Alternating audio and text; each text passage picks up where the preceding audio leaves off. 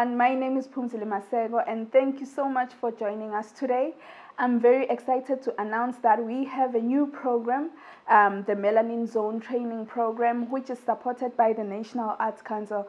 Guys, I'm very excited. This really means a lot to me because it shows that we are growing as a company and we would love to share whatever little knowledge we have with you guys. I hope whatever I'll be sharing on these videos, on this series that I'll be doing, will become useful to you and you'll be able to apply that information. So these makeup theories that I'll be sharing with you guys have shaped and are very fundamental to the makeup artistry industry. The first thing that I would like to talk about today is contouring.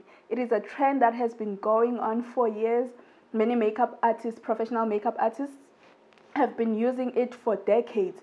So I would love to share that with you because it is a trend that is still going on even now. But we need to understand what exactly is contouring, why are we contouring, how to contour your face, and the highlights that you're gonna need to do.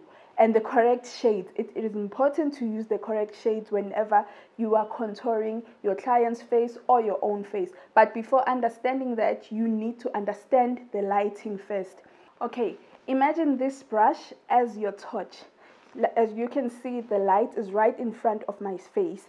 So this is a forward-facing direct light. We are calling this lighting an eye level light. It is a light that tends to make your skin look at its best, and it usually blurs out all the imperfections from your skin. So it is perfect for taking selfies. Just if you want to get proper pictures, sorry about that. If you want to get proper pictures, you need the light just right in front of you because it will blur out all the imperfections from your face.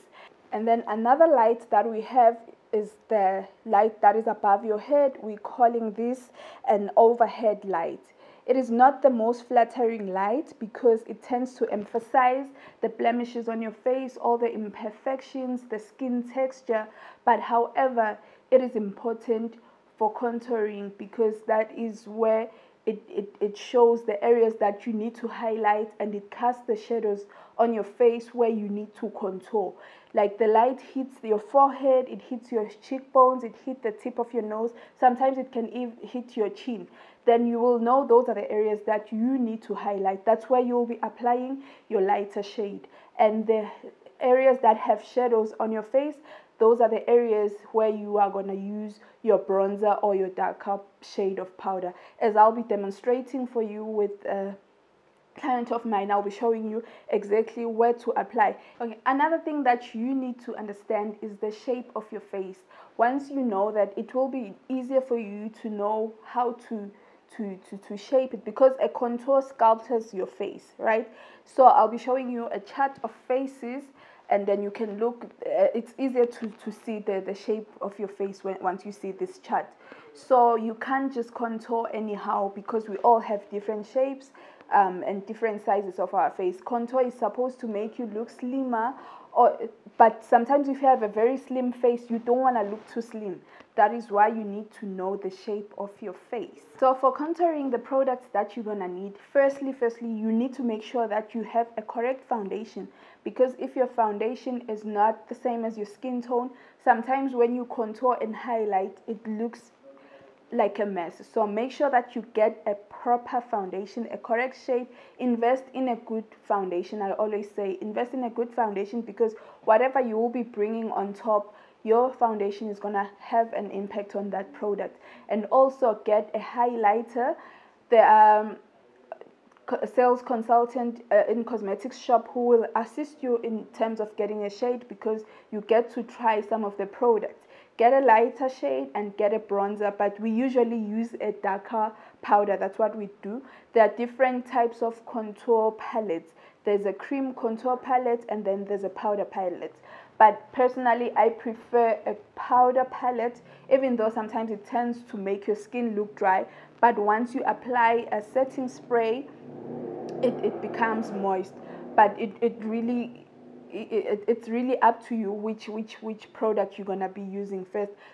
I also use different shades of foundation to contour face because I feel like it's not as heavy as a concealer, but once you get very well with these steps, you will be able to use your concealer to highlight. But for beginners, I recommend using foundations, but full coverage foundations.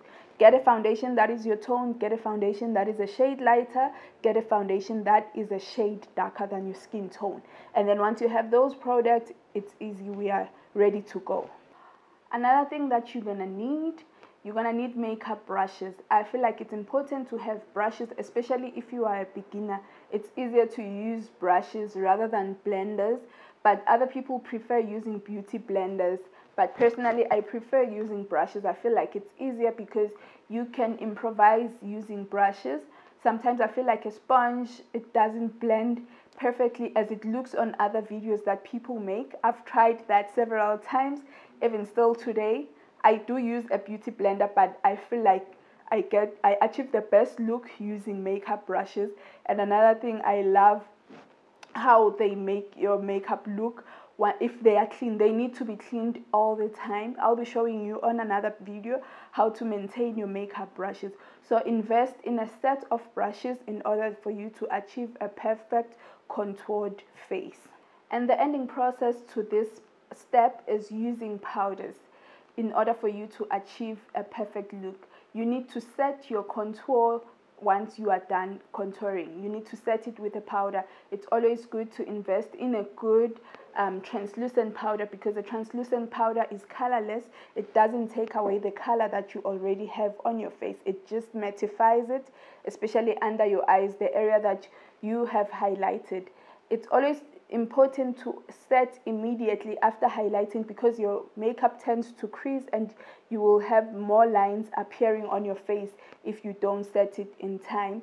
And make sure that you have a darker powder that you will set the sides of your face where you have contoured, or a bronzer. But people have mistaken a bronzer for a shimmer, so it's not something that you can use all over your face. And then a shimmer is to make your face glowy instead of being too matte. So once you get the correct colors, you are ready to go.